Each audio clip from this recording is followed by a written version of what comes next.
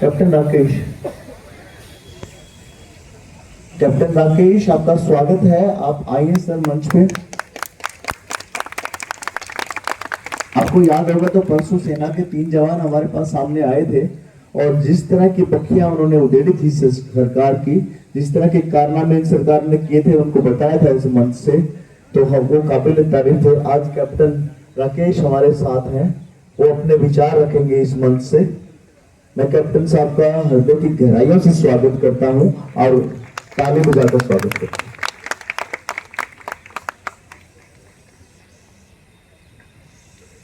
धन्यवाद संचालक महोदय। भारत माता की, भारत माता की, भारत माता की, इनकलाब, इनकलाब, इनकलाब। आज अगर इनकलाब जिंदाबाद का नारा लगाते हैं तो हमारी प्रोफाइल नेगेटिव बन जाएगी, क्योंकि सरकार इनकलाब जिंदाबाद सुनना नहीं चाहती है। मैं कैप्टन राकेश यानी उत्तराखंड संयुक्त सैनिक संगठन का अध्यक्ष हूं और आज सुबह ही देहरादून से यहाँ पे आया हूं। इस आंदोलन को मैं डे 1 से देख रहा हूं और उम्मीद थी कि जिस तरह हमारे बच्चों ने ये मुद्दा उठाया, 20 बच्चों की जो है शहादत भी हुई है, तो मुझे लग रहा था कि सरकार जरूर जागेगी और कम से कम बच्चों को भविष्य को लेके तो आएगी आगे कि यहाँ पे भाई बच्चों की जाने गई। अभी आप हमारे वक्ता यहाँ पे बोल रहे थे कि घर में छत नहीं है, 5 लाख रुपए केवल कोचिंग, नीट की कोचिंग के लिए लिए थे, कर्ज लिया था और बच्चा चले गया।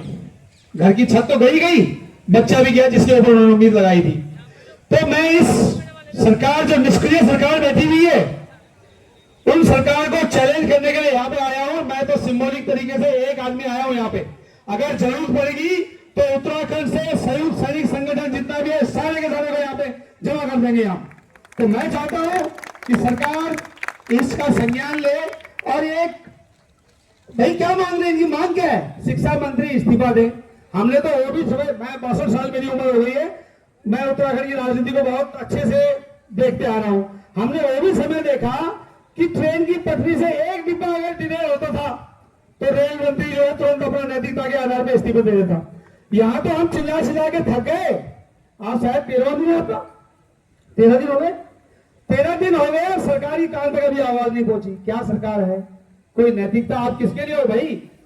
या तो बोल दो सीधा सीधा कि लोकतंत्र नहीं है, अघोषित हो गया, अघोषित तो जो है तानाशाही चल रही है। सीधा सीधा बोल दो, फिर हम हट जाएंगे कि भाई जब लोकतंत्र में हम लोग है ही नहीं तो फिर हम अपनी आवाज कैसे रख सकते हैं? लेकिन आप बोल दो कि ये अघोषित तानाशाही है, तुम्हारी आवाज नहीं सुनी जाएगी, हम शायद हो जाएंगे, उसके बाद जो रास्ता हमें अख्तियार करना है वो अख्तियार करेंगे। मुझे बोला गया है कि ज्यादा लंबा भाषण भी नहीं देना है, तो मेरा केवल एक ही मैसेज है कि भारत सरकार इतने बच्चे जो हमारे यहाँ पे खड़े हैं, जिनका भविष्य अधर में है, उनके भविष्य को ध्यान में रखते हुए कम से कम यहाँ पर आकर इन लोगों से संवाद करे, इन लोगों से डिस्कस करे। ये लोग हो सकता है कि इसके बाद कोई धर्मेंद्र प्रधान का इस्तीफा को भी मान जाएंगे कि चलो भाई आप सुनो तो सही इनकी बात। अगर आपने इस्तीफा नहीं भी देना है तो आइए इनसे बात तो कीजिए, लेकिन आप तो अड़ियल तरीके से बैठे हुए हैं। तो ये सब तानाशाही नहीं चलेगी, अहंकार रावण का भी दे रहा है। मुझे तो ये लगता है कि देश आज चाइना और रसिया कि जब तक मैं रहूंगा तब तक मैं ही शासक रहूंगा, बाकी कहीं उस रास्ते पर नहीं चल रहे हम।